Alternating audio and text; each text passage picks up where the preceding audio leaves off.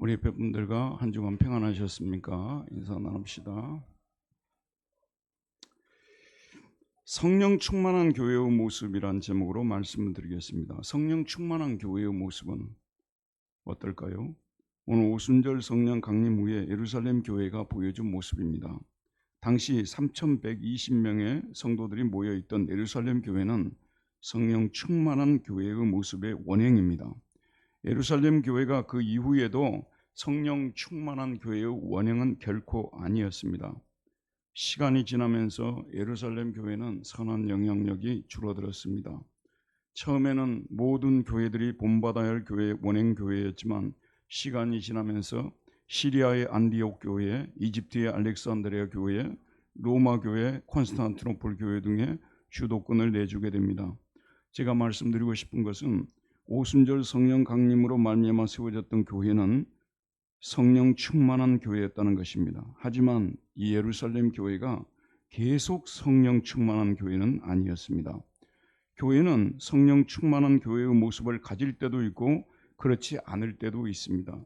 마치 한 사람이 처음 예수 믿을 때는 성령 충만한 사람이었지만 시간이 지나면서 그 아름다운 모습이 약화되는 것처럼 교회도 그렇습니다. 그런데 상당히 많은 분들이, 특별히 이단 종파들이 초대교회 이때의 모습을 가져야만 진짜 교회라고 이렇게 말하는 분들이 있어요. 초대교회 같지 않느냐고, 이거는 교회가 아니다고 말하는데요. 정말 이런 분들을 조심해야 되는 것입니다. 여러분, 그렇게 비판하는 분들도요, 처음에는 또 자기들끼리 모여서 초대교회 성령 충만한 교회 모습이 많이 나타날 수 있겠죠. 시간이 지나면요, 자기들도 불이 꺼질 수도 있고 약해질 수도 있고 그러는데, 여러분 잘 들으세요. 이런 모습이 있어야만이 성령 충만한 교회고, 이런 모습이 있어야만 참다운 교회라고 하는 건 굉장히 위험한 말입니다. 그럼 뭐하고 같냐면요, 우리가요 항상 이런 수준의, 예를 들어서 우리가 90점 이상을 이렇게 받고 계속 이렇게 신앙을 유지할 수 있는 사람은 세상에 있겠어요? 스스로 속고 있는 것입니다. 그런 사람 한 사람도 없습니다. 침체에 빠지기도 하고요, 시험에 들기도 하고요, 믿음이 약해지기도 하고요, 때로는 원망불평도 하고요, 그러면서 또 이렇게 가는 거예요. 제가 말씀드리고 싶은 것은 시대가 변하고 우리 자신이 변하고 그러더라도 항상 돌아가려고 애쓰고 본받으려고 애써야 할 이상적인 교회의 모델이 바로 이 사도행전 오순절 후에 세워진 교회입니다. 이 교회는 지금 상태가 그렇지 못하다 하더라도 항상 이때를, 이 성령 충만한 교회의 모습을 기억하고, 아, 우리 교회가 이런 교회가 되어야지, 전에는 이런 교회였는데 지금은 그렇지 못해, 다시 그 시절로 돌아가야지. 개개인도 마찬가지입니다. 그러기 위해서 우리가 이 사도행전의 원형 교회를 살펴보는 것입니다. 완벽한 교회는 세상에 없습니다. 속지 마세요. 이래야만 교회다, 그런 분들 정말 위험한 분들입니다. 신천지 같은 사람들이 포교하는 것이 뭐예요? 이런 모습이 있어야 교회다고 하는데, 자기들 들어가게 되면 그 사람들 재산 문제만 조사를 해도요, 말씀드리지 않아도 우리가 너무 잘 알고 있습니다. 어쨌든 우리가 항상 본받아야 될 처음의 교회, 성령 충만한 교회, 항상 우리가 돌아갈 교회, 자, 그 교회의 모습을 우리가 살펴보겠습니다. 42절을 보겠습니다. 그들이 사도의 가르침을 받아 서로 교제하고 떡을 떼며 오로지 기도하기를 힘쓰니라. 기도하기를 힘쓰니라고 되어 있는데 영어로는 devoted to라고 나와 있고요, 전념하다라고 말씀드렸습니다. 전념하다. 네 가지 일에 전념을 했어요. 처음에 교회는 몇 가지 일에 전념했다고요? 네 가지 일에 전념했습니다. 첫 번째, 그들은 사도의 가르침을 받는 데 전념했습니다. 처음에 예루살렘 교회는 사도들이 이끄는 사도적 교회였습니다.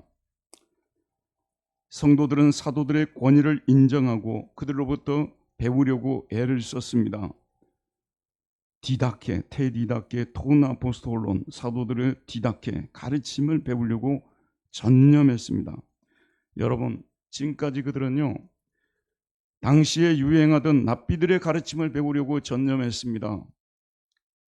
구약을 해석하는 데 있어서 샴마이 학파나 힐렐 학파의 가르침을 따르던가, 아니면 유대 민족의 해방을 추구하는 정치적 메시아니즘을 가르치는 랍비들의 가르침을 쫓았습니다. 이제 그들은 베드로와 11사도의 가르침을 쫓는 사람들로 변화되었습니다. 나사렛 예수님이 메시아이심을 가르치는 그 내용을 습득하려고, 좀 더 자세히 이해하려고, 좀 더 깊이 이해하려고, 여러분 모든 분야가 다 마찬가지입니다. 모든 분야가 다 마찬가지예요. 솔직히 저는 수학을 잘 못하는데요, 중학교 수학만 제대로 이해하는 사람은요 그 이후에 다 잘하게 돼 있어요. 저는 중학교를 안 좋은 데 나와가지고 시골에 제가 갔던 학교는요, 학교가 전혀 없다가 갑자기 이렇게 학교가 생긴 거예요. 그럼 저는 이제 섬진강을 막 건너가지고 아침마다 다니고, 또 우리 수학 선생님은 또 한번 어디 또 고향에 갔다 오신다 그러면 또 한 달도 안 오는 경우도 있고, 강원도 포수라는 별명도 우리가 붙이고 그랬습니다. 그러니까 항상 상가감수 시작하다가 끝나버려요. 그래서 솔직히 저는 수학을 잘 못하고 어려워지고 그랬습니다. 여러분, 그런데요, 수학을 중학교 수학만 제대로 똑바로 하는 사람은요 그 이후에 말을 할 것도 없어요. 저는 그런 거는 또 알아요. 그거는 모든 분야가 다 마찬가지입니다. 제가 가끔씩 말씀드립니다만, 외국어 배울 때요, 명사 한 500개, 그 다음에 동사 한 500개요, 형용사 한 30개요. 그 정도만 외워놔도요 웬만한 해야 다 합니다. 문제는 한 단어의 그 뜻을 정확히 잘 못. 신앙도 비슷합니다. 신앙도 우리가 이미 듣고 알고 있는 내용을 좀 더 깊이, 그 깊이와 높이와 넓이를 이해하려고 애쓰는, 이제 좀 예수님에 대해서 알 것 같다, 그때부터 공부를 해야 되거든요. 근데 정말 우리나라의 비극은 모든 분야가 다 대학을 좀 졸업하고 알만할 때 공부를 시작해야 된대요. 그때부터 다 덮어버려요. 모든 분야가 그렇습니다. 그래서 쭉쭉 뻗어나가는 사람들이 너무 없어요. 너무 안타깝습니다. 국가적으로 손실입니다. 교회도 똑같습니다. 어느 정도 공부하고 나면요 사람들이 공부를 하지 않습니다.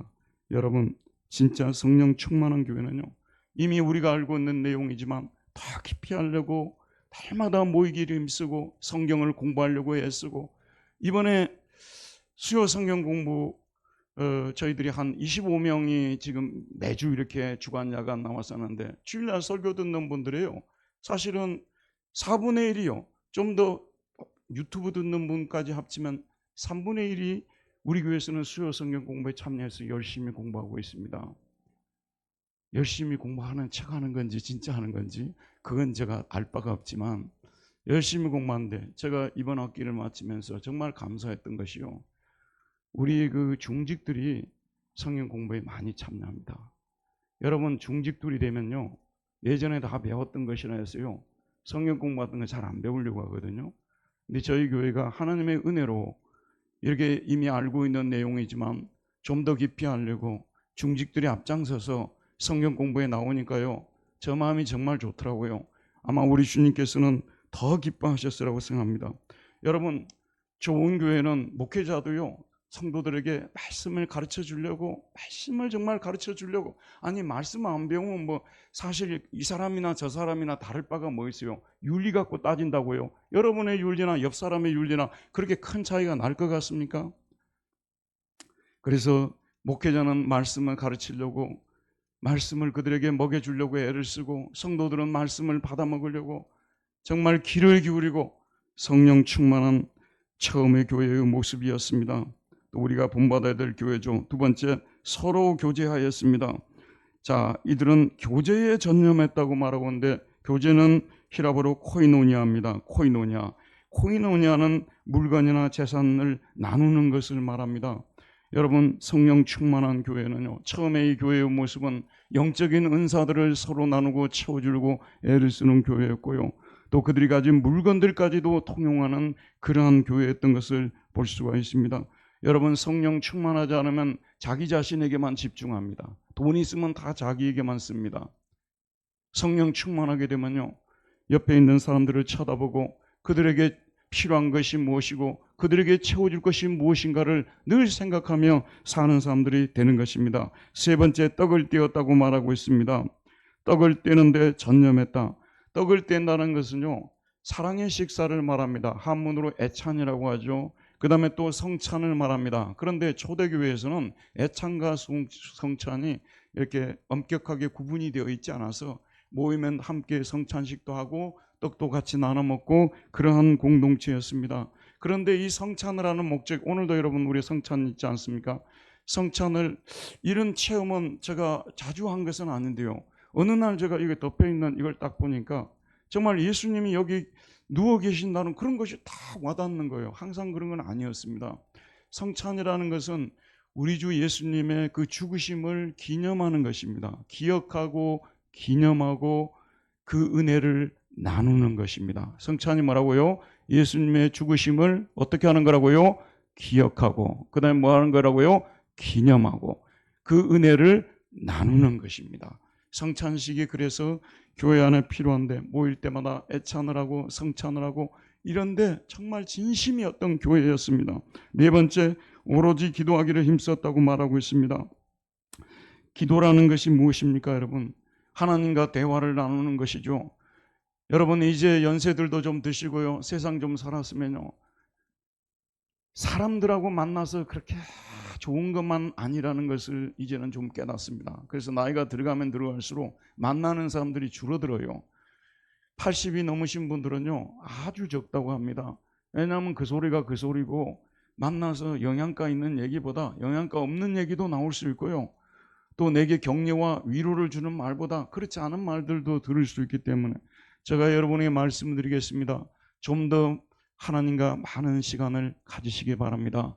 어떤 분들은 공중에다 대고 하나님과 대화를 하는데 그거는 이론적으로는 맞지만 현실적으로는 불가능한 일입니다. 그래서 하나님이 우리와 하나님과 대화를 갖도록 하기 위해서 성경책을 우리에게 안겨해 주신 것입니다. 우리는 성경을 읽고 듣고 묵상하는 가운데 하나님과 교제를 좀 더 많이 하는 것입니다. 사도들이 가르침을 받아서 성령 충만하니까 이 사람들이 하나님과 교제하고 기도하는 일에 전념했다고 말하고 있습니다. 자, 이 네 가지 특징, 오순절에 성령이 임한 후에 생겨난 유대인과 이방인이 함께 모이는 교회는 성령 충만한 교회였습니다. 네 가지 중요한 특징이 나타났다고 했죠. 사도의 가르침을 받는 데 전념했고요, 영적 육적인 재산을 함께 나누는 데 진심이었습니다. 그리고 함께 애찬과 성찬을 행하였고 오로지 기도하기를 힘썼습니다. 바로 이 모습이 성령 충만한 교회의 모습입니다. 저희 교회도 성령 충만한 교회가 될 때 이런 모습들이 더 강하게 나타날 것입니다. 바로 이어서 나오는 말씀들은요, 41점의 말씀에 대한 부연 설명입니다. 상세한 설명, 구체적인 설명입니다. 자, 첫 번째, 사람들 속에 거룩한 외경이 나타났다고 말하고 있습니다. 우리 43절 한번 읽어보도록 할까요? 이거는 철저히 잠자시는 분들 깨우려고 읽는 겁니다. 43절 큰 소리 봅시다. 시작. 사람마다 두려워하는데 사도들로 말미암아 기사와 표적이 많이 나타나니, 사람마다 어떻게 한다고 나와 있죠? 두려워했다고 말입니다. 이 두려워함은요, 그 소위 공포심을 가져다 주는 그런 두려움이 아니라 하나님에 대한 사랑과 존경의 마음이 피어오르는 것을 말하는데, 여러분, 성령이 임하면요, 거기에는 하나님의 영이 있는 곳은 신적인 카리스마가 나타나게 됩니다. 그래서 뭔가 우리 공동체 속에 인간적인 것이 아니라 신적인 것이 지배하고 있다는 것이 우리에게 느껴집니다. 여러분, 성령님은 보이지 않기 때문에요, 볼 수도 없고 손으로 잡을 수도 없습니다. 그러나 성령이 우리 안에 계실 때는요, 신적인 카리스마가 느껴지게 돼 있어요. 예배를 드릴 때, 찬송을 드릴 때, 기도를 드릴 때, 함께 모여 교제할 때 이 공동체는 다른 공동체와 다른 하나님의 영이 우리 가운데 임하시고 역사한다는 것이 느껴지게 되는 것입니다. 그래서 그 속에서 하나님의 영이 죄인인 우리들 속에 역사하고 있다니 거룩한 존경, 외경이라는 것이 나타나게 되는 것입니다. 두 번째, 함께 있고 싶어지고 가진 것을 나누려 합니다. 오늘 44절 45절도 한번 또 읽어보도록 합시다. 44절 45절 함께 읽겠습니다. 믿는 사람이 다 함께 있어 모든 물건을 서로 통용하고 또 재산과 소유를 팔아 각 사람의 필요를 따라 나누어 주며. 여러분, 성령 충만 경험해 보셨죠? 은혜를 받고 성령이 충만해지면 성도들이 그리워집니다. 성도들이 모인 장소에 가고 싶고 그들과 함께 있고 싶어집니다. 정규 모임이든 교회 행사이든 교제하는 모임이든 그런 교회 모임에 참여하고 싶고 가능한 그들과 오랜 시간을 함께 하고 싶어집니다.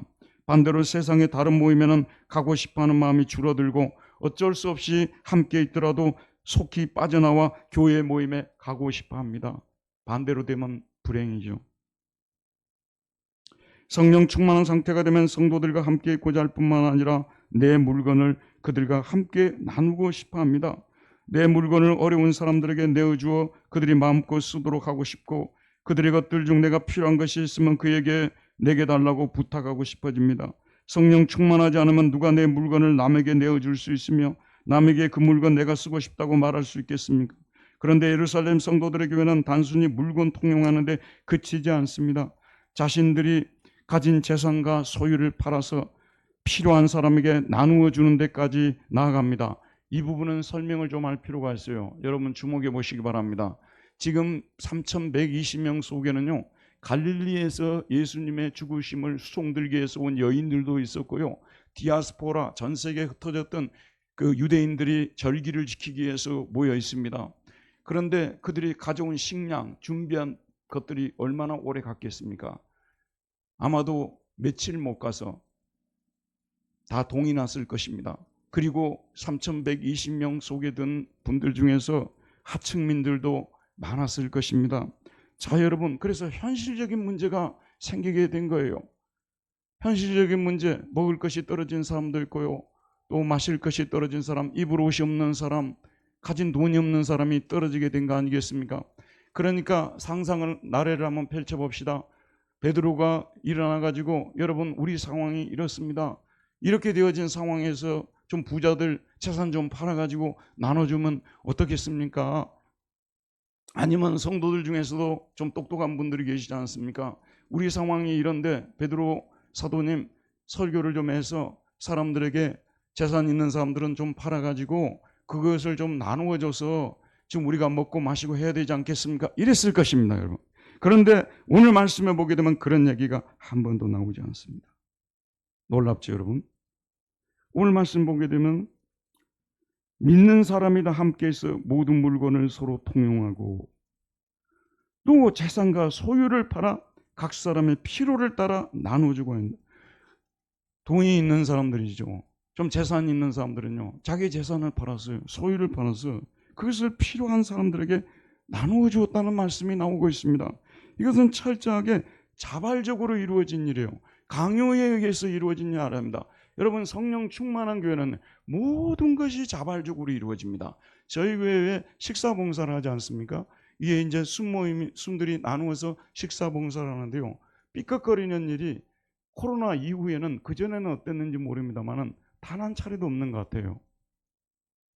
물론 살짝은 있었을지 모르겠어요. 근데 이게 뭐냐, 모든 것이 자발적으로 움직이는 거예요. 모든 것이 자발적으로. 다섯째 주가 끼었을 때는 김밥을 해서 이제는 우리가 나눠 먹었거든요. 다섯째 주는 이제 그 맡을 순이 없으니까. 제가 그 얘기를 듣고 너무 감사했던 것이요, 우리 교회 권사님들이 그 김밥을 아침에 주문하면 거기서 일찍이 그걸 싸야 되니까 가져오는 시간, 이 시간 내에 이것이 부패될 수 있다는 거예요. 어떻게 교인들한테 부패한 김밥을 드릴 수 있느냐 해서 밥을 해서 드리자고 해서 저희 교회가 이런 교회인지 이제 알았죠. 야, 이게 은혜스럽지 않습니까, 여러분? 참 은혜가 되더라고요. 참 은혜가 돼요. 자, 이런 그 고운 마음씨가 어디서 나오겠습니까? 성령 충만의 결과입니다. 성령 충만한 교회는 용각산처럼 소리가 나지 않는 거예요. 저는 이 모습이 너무나 참 좋습니다. 여러분, 이 모든 것들이 자발적으로 성령 충만하게 되면 자발적으로 자기의 것을 팔아서 남에게 주고 필요한 것들을 채워주는 그러한 교회로 나타나게 되는 것입니다. 그런데 역사 속에서 이 사도행전의 이 부분이 있잖아요. 이게 여러 번 이게 왜곡되게 이게 사용됐습니다. 그래서 이 구절을 읽게 되면 어떻게 되냐 그러면, 자, 우리 모두 모여가지고 재산 있는 사람 다 팔아. 그래가지고 우리 공동생활하자. 초대교회 때부터 이런 공동체가 계속 있어 왔어요. 근데 항상 이런 공동체는, 잘 들으세요 여러분, 처음 단계에서는 다 성공하는 것처럼 보입니다. 처음 단계에서는요. 근데 이게 시간이 지나면 우리가 좀 속된 표현을 하자면 그 중에 물주가 돈이 없어지기 시작하면 이게 문제가 생기게 되는 거예요. 처음에는 그 사람이 돈을 많이 되니까. 여러분, 레오 톨스토이에 대해서 들으셨죠? 톨스토이가 이게 지금 예수님의 산상보훈의 말씀, 그 다음에 사도행전의 이 말씀을요 그대로 실천하려고 했어요. 그 사람은 참 고운 마음을 가진 분입니다. 정말 괜찮은 분입니다. 톨스토이요. 문학적으로도 저는 자세히는 모릅니다만 굉장히 뛰어난 문학가였다 하더라고요. 톨스토이가요. 그런데 이 톨스토이가 나중에 가면서 이런 공동체를 만들려고 했어요. 근데 그분이 재산이 엄청났던 거예요. 그러니까 처음에 들어와서는 우리 모두 자발적 헌신을 하면서 살자고 하고 판 거 가져와가지고 다 대부분이 자기 돈이죠. 그래서 그 돈이 떨어지기까지는 잘 됐어요. 근데 돈이 떨어지면서 이 공동체도 와야 되는 것을 우리가 역사를 통해서 알 수가 있습니다. 사실 여러분, 러시아의 사회주의가 이 꽃을 내리게 된 것은요, 사회주의가 그 뿌리를 내리게 된 것은요, 레닌이나 스탈린이라든지 이런 사람들이 하려는 것들이 결국은 뭐예요? 예, 공동 생산, 공동 소유, 공동 분배를 지향하고 공산주의 사회를 이루려 했던 거 아니겠습니까? 공동 생산을 하는 거예요. 국가가 주도를 해서 공동으로 생산하고, 그 다음에 공동으로 소유, 그 다음에 공동 분배, 이걸 지향했지만 공산주의가 실패했다는 것은 여러분이 너무 잘 알고 계십니다. 여러분, 사도행전에 나오는 이 구절들은 결코 공산주의를 지지하지 않습니다. 오늘 본문에 나오는 재산의 통용은 철저히 성도들이 자발적으로 한 행동들입니다. 그들은 그리스도 안에서 한 형제고 자매임을 자각했습니다. 이 공동체 안에는 나와 너가 있는 것이 아니라 그리스도 안에 존재하는 우리만 있다고 믿었습니다. 그리스도 안에 존재하는 우리만, 그리스도 안에 존재하는 우리만 있다고 믿었습니다. 그래서 그들은 내 몸의 다른 지체가 물질로 고통을 당할 때 가만히 있을 수 없었습니다. 자신의 재산과 소유를 자발적으로 팔아서 필요한 사람들에게 필요한 만큼 나누어 주었습니다. 여러분, 성령 충만한 교회는 반드시 이런 제사를 나누는 데까지 나아가는 교제가 발생합니다. 목사가 시켜서도 아니고 교인들이 들고 일어나서도 아닙니다. 은혜를 받고 성령을 받으면 내가 빚진 자임을 자각하게 됩니다. 우리를 구원하신 삼위 하나님께 빚진 자임을 자각하게 되고요. 또 한 가지, 어떤 빚진 자가 나오면 내가 헬라인이나 야만이나 모든 사람에게 빚진 자라고 그랬지 않습니까? 자, 여러분, 저를 보시기 바랍니다. 우리는요, 내가 잘나서 신앙생활 잘하는 줄 알아요. 내가 주일을 지키니까 나는 주일 정도는 지킬 수 있는 사람이고, 내가 이러저런 죄를 짓지 않으니까 나는 이러저런 죄를 짓지 아니하고. 사실은 여러분이 그런 사람 되도록요, 우리 주변에 있는 성도님들이, 저와 여러분 옆에 있는 성도님들이 얼마나 간절히 기도한 줄 알고 계십니까? 철이 들면 알아요. 나의 나 된 것이 다 하나님의 은혜고 성도들이 기도해 주어서 여러분 지금만큼이라도 이 정도라도 신앙을 유지하고 가는 것은요, 사실 여러분 곁에 있는, 여러분이 쳐다보고 있는 성도님들이 여러분에게 쉬지 않고 기도해 주시고, 그래서 지금 이 자리에 서 있는 것입니다. 저와 여러분은 바로 옆 사람에게 빚진 자입니다. 자, 우리 옆에 사람들과 인사 한번 합시다. 나는 당신에게 빚진 자입니다. 인사 한번 합시다.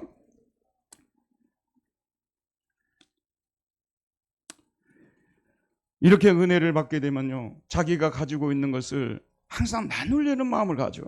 개인의 소유를 기독교는 없애자는 것이 아니에요. 개인의 소유를 인정합니다. 그리고 강요하지 않습니다. 자발적으로 자기 것을 나누어 줍니다. 자, 우리 지금 제가 대학교 때 불렀던 가스펠송 한번 해보도록 하겠습니다. 아시는 분 다 아시죠? 사랑은 참으로 다 주는 것, 다 주는 것. 사랑은 참으로 다 주는 것, 더 가지지 않는 것. 이상하다 동전한 일 움켜잡으면 없어지고, 쓰고 빌려지면 풍성해져 땅 위에 가득 차네. 사랑은 참으로, 이거 해요. 시작. 사랑은 참으로 다 주는 거, 다 주는 거. 또 우리 뭐라는 줄 아세요? 다 가져라. 이 성령 충만한 공동체는 이런 모든 일들이 자연스럽게 되어지는 거예요. 우리 교회에 일하는 지금 성도님이 어려움을 겪고 있으면요, 자기가 어려움을 겪고 있는 것처럼 잠을 이루지 못하는 거예요. 어떻게 하면 그 성도를 도와줄 수 있을까? 그 고통에 참여할 수 있을까? 사실 너무 교회가 크게 되면요, 하고 싶어도 하기가 어렵습니다. 그래도 우리 교회 정도 규모가 되면 실천할 수 있습니다. 교회라는 것이 무엇입니까? 아니, 이런 사랑도 없는데 그것이 교회입니까? 주식회사 분당 둘의 교회지. 그게 어떻게 공동체로서 보네퍼가 말했던 대로 공동체로서 존재하는 그리스도가 될 수가 있습니까? 보네퍼는 교회를 공동체로서 존재하는 그리스도라고 말했습니다. 교회는 이렇게 우리 식구같이 느껴지게 되고, 우리 식구가 몸이 아프면요, 내가 힘들어하고, 우리 식구가 돈이 없어 어려움을 당하면 내가 힘들어하고, 내가 줄 것이 무엇인가 채워주고, 이거 교회 아니겠습니까? 21세기의 현대교회가 이런 모습이 사라지니까 교회가 망하는 것입니다. 저희 교회는 지금이라도 성령 충만한 교회로 돌아가야 할 줄 믿습니다. 세 번째, 성전에 모이기를 힘씁니다. 46절에 보면 날마다 마음을 같이하여 성전에 모이기를 힘쓰고, 그런 날마다 마음을 같이해서 성전에 모이기를 힘썼다고 말하고 있습니다. 여러분, 성령 충만하지 않은 교회는 모이기를 힘쓰지 않습니다. 일주일에 겨우 한 번 모이는 것도요, 대단히 많이 모이는 것처럼 받아들여지게 됩니다. 그러나 은혜가 충만하게 되면요, 아니 왜 이렇게 주일이 안 돌아오는 거야? 빨리 교회 가야 되는데, 또 수요일 날도 막 가고 싶고, 금요일 날도 가고 싶고, 심지어는 새벽에도 가고 싶고요, 교회 모임이 있는 곳에는 그냥 찾아가고 싶은 거예요. 보네퍼가 교회 모임은 어머니의 품과 같다고 그랬지 않습니까? 자신이 어떻게 자식이 어머니의 품을 그리워하지 않겠습니까? 어쩌다가 여러분 이렇게 됐어요. 가뭄에 콩나듯이 교회 한번 나오고, 그것도 많이 나오게 느껴지게 되고요, 성령 충만하지 않은 상태에 있다는 것을 증명하고 있는 것입니다. 성령 충만한 교회는 모이게 힘쓰는 교회입니다. 성령 충만하지 않는 교회는요, 심지어는 모임을 폐해야 된다까지 나오고 있어요. 사도 바울이 히브리서에서 모이기를 폐하는 어떤 사람들의 습관과 같이 하지 말고 오직 권하여 그날이 가까움을 볼수록 더욱 그리하자. 자, 여러분 정신 차리고 돼요. 우린 그렇거든요. 교회 열심히 안 가도요, 나는 얼마든지 윤리적으로 바른 삶을 살아내고 정말 나는 하나님 백성답게 살 수 있다. 거짓말이에요. 그건 사단이 여러분을 속삭이는 것입니다. 우리는 매일매일 뭉쳐야 됩니다. 서로의 얼굴을 쳐다보고요, 서로를 위해서 기도해주고 격려해주고, 이런 공동체가 실현되지 않으면 밖에 나가서 백발백중 여러분 다 그냥 넘어지는 거예요. 넘어지고도 안 넘어진 것처럼 꾸미고 여러분 나와요. 그리고 회개한 지도 너무 오래돼가지고요, 내가 뭘 회개해야 될지도 모르게 되는 이런 상태에 들어가게 됐어요. 이런 상태에. 정말 성령 충만한 교회는 날마다 마음을 같이하여 모이기에 힘쓰는 교회입니다. 네 번째, 가정 안에서 음식 교제가 일어났다고 말하고 있습니다. 46절에 보면 집에서 떡을 떼며 기쁨과 순전한 마음으로 음식을 먹고, 성령 충만한 교회는 예배당에 모이기를 힘쓸 뿐만 아니라 성도들의 가정에 모여서 교제를 나누는 모임도 많이 가지게 됩니다. 우리 한국교회도 적어도 2000년 전까지는 구역 예배나 숙모임을 가정에서 가졌습니다. 순별로 순원들 가정을 돌아가며 예배를 드렸습니다. 인도자가 예배를 인도한 후에 그 가정에서 준비한 음식을 나눠 먹고 가정이나 자신 그리고 교회가 당한 여러 가지 얘기들을 나누면서 교제를 가졌습니다. 성령 충만한 교회의 모습입니다. 누가는 성도들이 이런 가정 모임을 할 때 결코 힘들어하거나 불평하지 않았다고 말합니다. 그들은 기쁨과 순전한 마음으로 음식을 먹었다고 합니다. 모임에서 그 모임의 꽃은 먹는 거예요. 모임의 꽃은 먹는 겁니다. 그래서 모이는데 먹는 걸 준비 안 해놓으면 짜증납니다. 먹는 걸 이게 먹으면서 이게 마지막 그 소위 절정에 달하게 되는데, 기쁨으로 먹었다는 거, 또 순전함으로 먹었다는 이 말이 굉장히 중요한 말씀입니다. 여러분 주목해 보세요. 순전함으로 먹는다는 게 무슨 뜻이 아십니까? 어떤 식사 초대를 받았어요. 함께 식사 초대 받아 갔어요. 맛있게 먹었어요. 나중에 전화 와가지고 너 오늘 나한테 밥 얻어 먹었지? 뭘 부탁을 한다 그 말이에요. 순전하지 못한 모임이에요. 여러분도 누가 만나서 식사를 하잖아요. 어떠한 그런 어떤 다른 어떤 계획이나 동기나 어떤 의도 없이 그냥 좋아가지고 너무 기뻐서 사랑해서 먹을 때가 제일 기쁜 식사 아니겠습니까? 이 초대교회 성도들은요, 불순물이 들어가지 않았어요. 모임을 갖는데요, 음식을 먹는데 내 것을 더 챙기고 또 우리끼리만 먹고, 고린도 교회는 그런 모습이 보였어요. 고린도 교회는요, 이제 그 귀족들은 퇴근 시간이 빠르거든요. 그러니까 귀족들이 왔고 자기들끼리 테이블 차려놓고 거기서 먹고, 노동자들은 일을 아니고 늦게까지 일을 하니까 이분들이 그 모임에 참여를 못하는 거예요. 같은 교회인데 애찬이 두 클래스로 나누어지는 거예요. 교회가 클래스로 나누어지는 건 정말 안 좋습니다. 클래스 나누는 교회는 이거는 이미 맛이 간 교회입니다. 그래서 이 노동자들과 귀족들이 함께 식사를 하는 것이 본래의 교회의 모습인데 고린도 교회는 그러지를 못했어요. 그래서 끼리끼리 모이고 그런 교회의 모습도 있었습니다. 그러나 이 불순한 마음으로 모이는 그런 공동체를 사도 바울이 엄청나게 비판했습니다. 어떻게 교인들이 돼가지고 그럴 수 있냐고. 저희 교회는 하나님의 은혜로 그런 모습이 없다는 것이 너무나 감사해요. 우리 교회는 클래스가 없습니다. 우리 교회는 클래스가 없어요. 귀족도 없고 클래스가 없습니다. 자, 그래서 이 모임은 모여서 음식을 먹을 때도 기쁨과 순전한 마음으로 먹고요. 다섯 번째, 하나님을 찬송하게 되면 47절에 하나님을 찬미하며라고 말하고 있습니다. 성령 충만한 교회는 찬양이 넘칩니다. 어떤 교인이요, 어느 교회를 방문합니다. 그런데 그 교회에서 찬양대에서 찬양하는 모습을 눈여겨봅니다. 그래서 찬양대 찬양하는 소리를 들어보면 이 교회가 영성이 보통이 아니구나, 그것을 알게 됐어요. 저희 교회는 거의 90점 이상의 그 찬양대 수준을 유지하고 있습니다. 아니라면 반박할 말은 없습니다. 철저히 이건 느낌이고요. 그런데 정말 은혜스러운 찬양이 울려 퍼지고, 그 다음에 성도들이 찬양을 부르는데 그냥 찬양을 하는데 다른 데 가가지고 유행가 부를 때는 막 각 잡고 막 폼 잡고 다 하면서 부르면서, 교회에서 찬양을 할 때는 소리도 안 나오고 그냥 교회에서 찬양은 너무 재미없이 찬양해요. 여러분, 누구를 섬기고 계십니까? 우리는 지금 하나님을 섬기고 계시는데 그분의 그 구원을, 사랑을 생각한다면 어떻게 하나님을 그렇게 찬양할 수 있겠습니까? 혹시 여러분 그러셨다면 그러지 마십시오. 성령 충만하여서 하나님을 온 마음과 온 뜻으로 찬양하는 사람들이 되어야 되는 것이고요. 그 다음에 여섯째, 구원받는 사람의 수가 날마다 더하여지는 현상이 나타났습니다.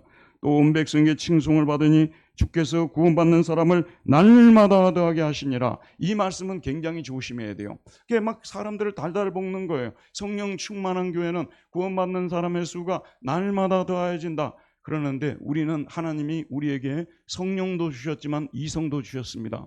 여러분, 지금 대한민국에요, 날마다 등록하는 교회는 대형 교회들, 중형 교회밖에 없어요. 적어도 300명이 되면 몇 명 정도가 등록하고 1000명이 되면 한 주에 얼마 오고, 통계적으로 나와 있어요. 여러분, 어렵지 않습니다. 100명 이하의 교회에서는요, 몇 달 만에 한 명씩 등록합니다. 저희 교회가 다 그러고 있습니다. 몇 달 만에 한 명씩 등록을 해요. 그리고 개척교회는 1년에 새로 오는 사람도 거의 없고요. 통계입니다. 그러면은 결국은 대형 교회만 성령 충만한 교회라는 결론이 나오지 않습니까? 매일 사람이 더하니까요.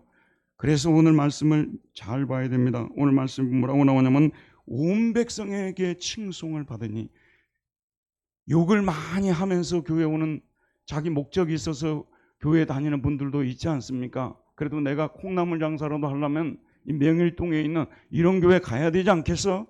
심지어는 그 교회 사람들이요, 처음에 전도를 할 때요, 콩나물 장사라도 여기서 하려면은 우리 교회 나와야 돼, 그렇게 전도를 했답니다. 그러니까 그 장사라도 하려고 그 교회 가는 분들도 있기 때문에 무조건 사람이 많이 오고 날마다 주마다 더해지면 성령 충만한 교회로 결론을 내리면 안 됩니다. 여기서 중요한 거 뭐예요? 온 백성에게 칭송을 받으니. 우리 교회가 좋은 소문이 많이 나고 주변 사람들에게 좋은 소문이 많이 나고, 좋은 소문이 난다는 것이 뭐겠습니까, 여러분? 우리 개개인이 어떻게 살아내느냐, 그것이 중요한 거예요. 여러분이 지금 어떻게 살고 계십니까? 주변에 있는 이웃집 사람들로부터 손가락질을 당하지 않고 수군거림을 당하지 않고 그들에게 칭송을 받고, 저분들은 진짜 괜찮은 분들이다, 이렇게 칭송을 받는 그런 결론으로서 사람들이 주마다 더하여지는 것이, 이것이 성령 충만한 교회고, 저희 교회도 그런 교회가 되었으면 좋겠습니다. 자, 결론을 맺겠습니다. 오늘 말씀은 우리가 교회를 생각할 때, 특히 이상적인 교회를 생각할 때 반드시 참고해야 될 모습입니다. 예루살렘 교회가 항상 이런 성령 충만한 교회의 모습은 아니었습니다. 하지만 초창기에 이들의 모습은 오늘 우리 교회들이 본받아야 될 모습입니다. 처음 예루살렘의 교회는 성령 충만한 교회였습니다. 성령으로 가득 찼고 성령의 지배를 받으며 성령께 순종하는 교회였습니다. 사도들의 가르침을 사모하면서 배우려고 애쓰는 사람들이었습니다. 모일 때마다 애찬과 성찬을 행하면서 주님의 죽으심을 기념했습니다.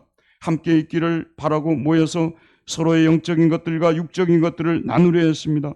자산이 있는 사람들은 자발적으로 그것을 팔아서 필요한 사람들에게 필요한 만큼 나누어 줬습니다.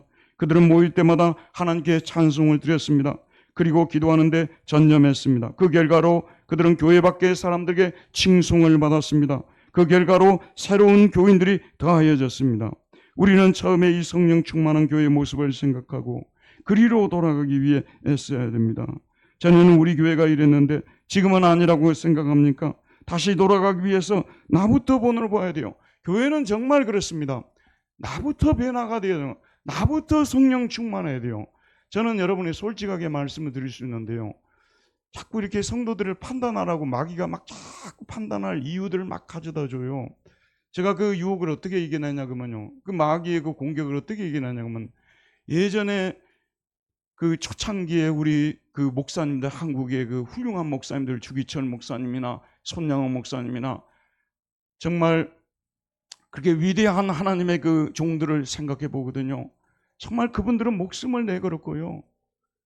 밥도 많이 굶고 또 고생을 얼마나 많이 하고 죽음의 위협도 받고요. 그런 분들하고 자꾸 제가 비교를 합니다. 그러면 나라는 존재가 사정없이 형편없이 보이고요. 작아지게 보입니다. 지금 이런 시대, 사실은 심지어는 지금 같은 시대는 예전에 목사님들은요 월급도 못 받았어요. 그래가지고 교인들이 성미를 걷어가지고요 가져다 주면 그 성미를 가지고 밥을 해먹고 그 다음에 얼마씩 들었는지 정확하게 모릅니다만 저를 비롯해서 오늘 웬만한 교회는요 웬만한 월급 다 받고 그리고 차도 주고요 그 다음에 그 거주할 장소도 주고요. 사실 오늘날 교회는 목사님들이 자랑할 것이 없어져 버렸어요. 그래서 저는 조금이라도 성도들을 판단할 마음이 생기게 되면요 그런 마음으로 빨리 정리해 봅니다. 그런 목사님들에 보면 형편없는 목사가 돼가지고 뭐 그렇게 잘난 체 하냐고 이렇게 하면 쏙 들어갑니다.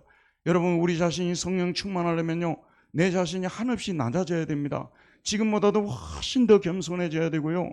그렇게 되다 보게 되면 남을 판단하기보다도 남을 위해서 기도해 주게 되고 그것이 성령 충만이에요. 그런 사람들이 모여있는 교회가 성령 충만한 교회입니다. 성령 충만한 교회는 그 소리가 나지 않는다고 말씀을 드렸죠. 김밥을 먹을 때 혹시 부패하면 어쩔까? 어떻게 이걸 먹일 수 있느냐 해서 우리 권사님들이 모여가지고 음식을 새로 장만해가지고 하는 데는 또 많은 돈도 들어가고 노동도 들어가고 그러지 않습니까? 그런데 그게 성령 충만한 교회 아니겠습니까? 저는요 이제 저희 교회 같은 경우는 큰 대형 교회, 중형 교회가 되는 것은 요즘 말로 손병호 게임처럼 접어야 되는 거예요. 그렇지만 오늘 사도행전에 나오는 이런 교회의 모습은 회복할 수 있다고 저는 생각합니다. 아멘. 저와 여러분 많이 힘을 써서 사도행전적 교회, 성령 충만한 교회, 항상 이 사도행전의 이 교회는요 우리가 본받아야 될 이상적인 교회의 모습으로 존재해야 돼요. 우리가 심지어 그리 못됐다 하더라도 그렇게 되려고 애를 쓰고 그런 교회를 회복하려고 애를 쓰고 그것이 바로 저와 여러분 한 사람 한 사람의 십자가를 지고 주님의 섬김을 본받아서 서로의 발을 씻기려고 하고 섬기려 할 때 이런 교회가 가능한 거지. 절대 다른 방법으로는 성육신의 방법, 십자가를 지는 방법, 헌신하고 섬기는 방법 외에 다른 방법으로 성령 충만한 교회가 이루어질 수 없습니다. 얼마 전에도 우리 집사람하고 둘이 길을 걸어가면서요. 외국에서 이제 교회 생활했기 때문에 은사를 강조하고 성령 충만을 강조하는 교회가 있어요. 그 교회 생각하면 항상 여운이 남아요. 좀 좋지 않은 여운이 나와요. 그분들은 막 열심히 내거든요. 그리고 목사님들을 섬길 때도요. 어마어마하게 섬깁니다. 목사님들을 섬길 때도 어마어마하게 섬깁니다, 여러분. 그런데 집사람이 하는 얘기가 그 사람들 끝나고 나서 어떠했는지 알지 않느냐고. 그분들은요, 그렇게 타교인들이 모일 때는 막 그렇게 하는데 뒤로 돌아가면 자기들끼리 지지고 볶고 싸울 일이 어찌 그리 많은지 매번 모일 때마다 그분들은 성령으로 충만하게 하소서 주야 막 부르짖고 막 방언을 한다고 난리를 치고 그러는데 끝나고 나게 되면 성육신의 모습, 겸손의 모습, 희생의 모습이 없다고 말입니다. 자랑하고, 사랑은 자랑하지 아니하고라고 말했지 않습니까? 자기가 한 공적을 내세우고, 사랑은 공적을 내세우지 않습니다. 정말 사랑은 소리 없이 섬기고 봉사하는 거 아니겠어요? 이런 교회가 성령 충만한 교회입니다. 저와 여러분, 우리 분당도래 교회가 이런 교회가 되도록 기도하시기를 바랍니다. 은혜로우신 하나님, 저희 교회가 성령 충만한 교회가 되고 싶습니다. 주여 우리를 도와주시기를 원합니다.